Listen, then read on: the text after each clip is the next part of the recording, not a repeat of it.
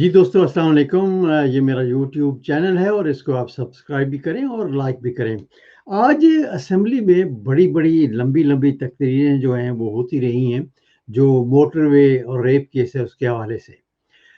मैं तो ये कहना चाहता हूँ कि ये मसला जो है लंबी-लंबी तकरीरों से बिल्कुल हल नहीं होने वाला, क्योंकि जब तक आप जो कानून है उसको इम्प्लीमेंट नहीं करेंगे, ये मसले-मसाइल जो हैं ये नहीं होने वाले।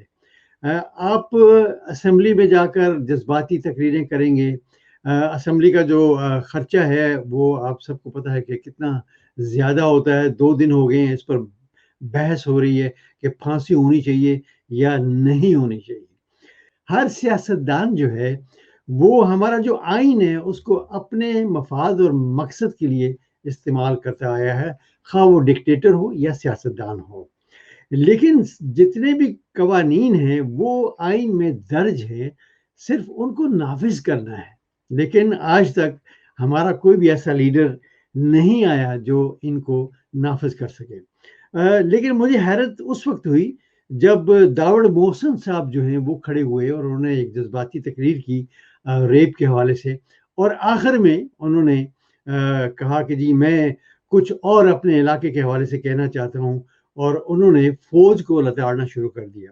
फ़ौज के बारे में उन्होंने कहा है कि जी हमारे इलाके में फ़ौज हमारे घरों में घुसती है, हमारी औरतों की इज़्ज़त लूटती है और हमारी औरतों के जो ज़ेवरात हैं, वो भी चोरी करती है। मुझे बड़ी हैरत है कि जो कस्टोडियन ऑफ द हाउस हैं, वो ये सब सुनते रहे, लेकिन उन्होंने कुछ नहीं कहा। क्या इन जैसे लोग जो हैं वो हमारी असेंबलियों में होने चाहिए? इस पर हम बात करेंगे।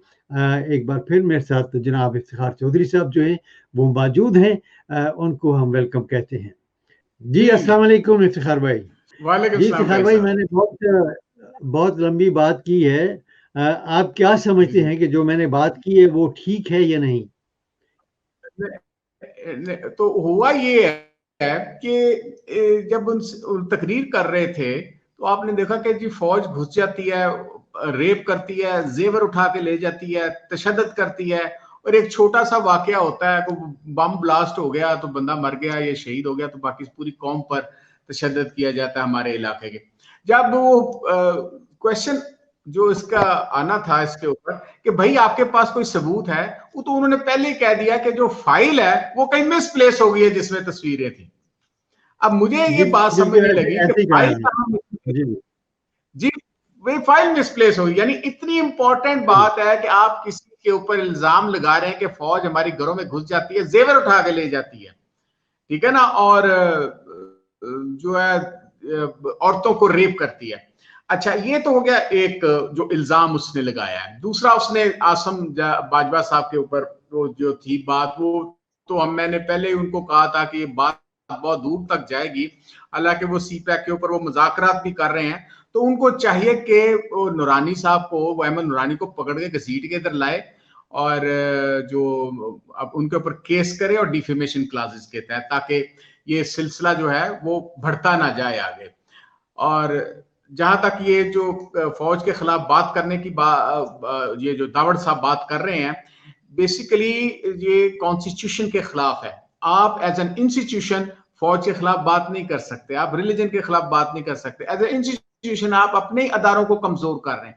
अब सही। मेरा कहने का मकसद ये है कि जिन ममालिक के अंदर फौज नहीं है, आप देख लें उनका क्या हाल है, ठीक है। और जिन ममालिक में जो फौज तगड़ी होती है और अवाम उनके साथ खड़ी होती है, ये लोग हैं सबवर्शन फैला रहे हैं, लोगों को माइंड को पलूट कर रहे हैं, ठीक है। और अगर इस तरह की कोई बात होती, उनकी फिल्मिंग करते ही, ठीक है ना, और लेके आते कि जी आर्मी के फलां बंदे जो कर्नल साहब उठा के ले गए खवातीन को, या ब्रिगेडियर साहब या सिपाही या फलां करने, ये उस तरह की बात कर रहे हैं जिस तरह मुफ्ती बानी को क्रिएट किया गया था उधर सही है। मशरकी पाकिस्तान में, ताकि ये सेंस ऑफ डेप्रीविएशन जो है पूरी नेशन में फैलाया जाए, और ये इनका सबसे बड़ा एजेंडा है।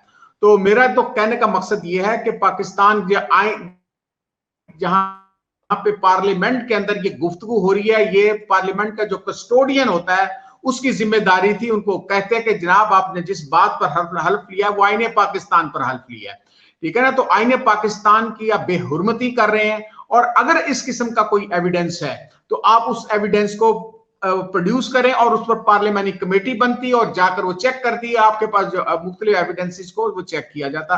अच्छा, हुआ क्या है यहाँ पे, तो कि यहाँ पे शक्तोई एक प्लेस है, वहां पे इन्होंने इल्जाम लगाया कि इस जगह पर आर्मी जो है उसने डोर टू डोर जाकर तशद्दुद किया या ये किया वो किया। हुआ असल में हुआ ये है कि ये एक दहशतगर्द जिसने कैप्टन सबी और एक लेफ्टिनेंट नासिर खालिद साहब, ये दोनों रिसेंटली शहीद हुए हैं, ठीक है ना। अब फौज के पास इंटेलिजेंस रिपोर्ट थी, यानी IBO कहलाता है, इंटेलिजेंस बेस्ड ऑपरेशन, तो उन्होंने वो कंडक्ट किया। तो उसमें एहसान सनड इस किस्म का कोई नाम है, दहशतगर्द जो कमांडर था उस इलाके में, जो जिसको अफगान इंटेलिजेंस NDS कहते हैं उसको, अफगान इंटेलिजेंस को, रा जो है उसको सपोर्ट कर रही थी।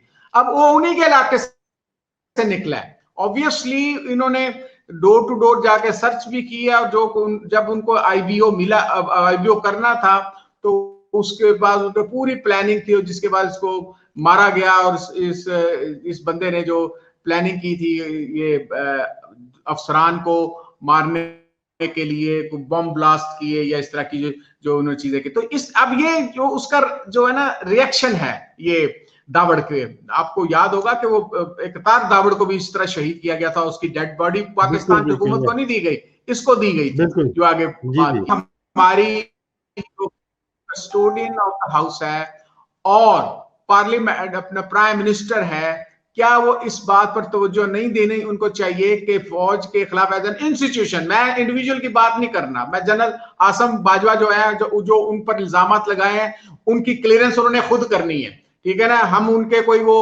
स्पोक्स पर्सन नहीं है, अब उनकी क्लियरेंस करनी चाहिए उनको। और हम बार बार ये कहते हैं कि वो पार्लियामेंट उधर जाके कोर्ट में घसीट के लाएं और उसको रिस्पॉन्ड करें, और उससे क्या होगा कि जो इत्मीनान नेशन के अंदर एक इत्मीनान पैदा होगा। लेकिन एज एन इंस्टीट्यूशन अगर ये बात करेंगे तो ऑब्वियसली जो कौम का मोरल डाउन होगा कि जिस कॉन्स्टिट्यूशन की तहफ़्फ़ुज़ का आपने हल्फ लिया होता है, अब उसी के खिलाफ पार्लियामेंट के अंदर बात कर रहे हैं और किसी और जगह बात नहीं कर रहे। और वो कितना संगीन इल्जाम है कि औरतों को रेप किया जा रहा है, आर्मी रेप कर रही है, उनके जेवर लूट के ले जाते हैं, और एविडेंस की जब बात आती है कहते फाइल हो गई है।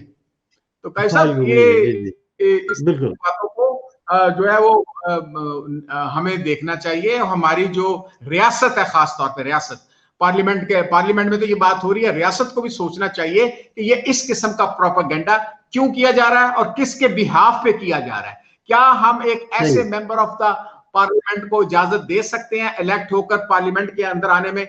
आज मैं अगर खुदा ना खास्ता कायदे-आज़म के खिलाफ बात करूं, रिलीजन के खिलाफ बात करूं, इंस्टीट्यूशन के खिलाफ बात करूं, मैं एज ए सिटीजन मेरे पर गद्दारी का भी जो जेन्युइन मुकदमा बनता है, और मुझे पाकिस्तान में फिर जिंदा रहने का हक हासिल नहीं है। ये हम सब पाकिस्तानियों को, क्योंकि पाकिस्तान हमारी माँ है, ठीक है ना। उसमें कोई भी ये जनरल बाजवा भी पाकिस्तान, उनकी भी वालदा है, आपकी भी है, मेरी भी है, सबकी है, ठीक है ना। आप अगर ये अपनी वालदा के ऊपर इस किस्म के रियासत के ऊपर इल्जामात लगाना शुरू करने के, उनको रेप किया जा रहा है, कितनी हीनियस वो क्राइम है ये रेप करना, और रेप की बात हो रही थी, ज्यादती की। तो कैसा मेरे ख्याल में इसकी मजम्मत करनी चाहिए हमें, और इस पे जो इमरान खान साहब जो प्राइम मिनिस्टर है, प्रेसिडेंट ऑफ पाकिस्तान, जो सुप्रीम कमांडर है पाकिस्तान आर्म फोर्सेस के, उनको रिएक्ट करना चाहिए इस बात पर।